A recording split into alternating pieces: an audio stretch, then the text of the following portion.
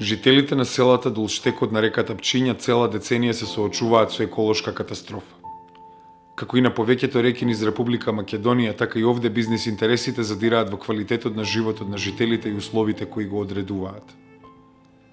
Речните корита во минатото, пред да почне расчеречувањето кое го предводат СДСМ-ДУ и ВМРО-ДПМН, им служеле на селаните кои живееле околу нив. Поради негувањето на односот помеѓу човекот и природата, изобилното плодно земјиште било организирано во задруги, кои им користеле како на жителите, така и на државата.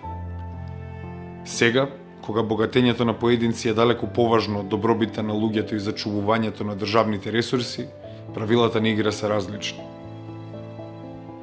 Партиите на милионерите кои владеат изминатите децении го впрегнаат државниот апарат директно на штета на честниот народ. Така, коритата на реките на чии пространства се наоѓаат селата, нивите и пасиштата кои се во сопственост на АД водостопанство, свирепо и систематски се уништуваат. И во случај на селата Горно, Средно и Долно Коњари, под превезот на уредување на речните корита се врши предаторска експлоатација на песок, која ја уништува плодната почва и ги контаминира подземните води кои селаните ги користат за пиење.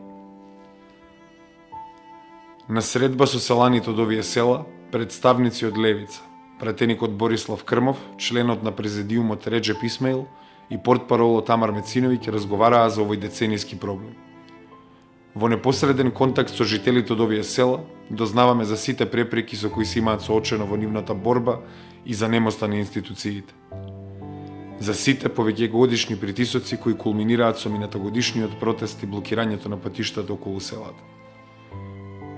Просторот помеѓу селата е потполно уништен, а самото корито е поместено од прекумереното ископување. Живиот свет во реката е речиси пред исчезнување. Левица е секогаш на страната на селаните, работниците и обесправените, и во отсуство на слух од централната власт, како и од градоначалниците на општините во ова подрачје, се залагаме за крајно решение, реставрација и одговорност за стореното.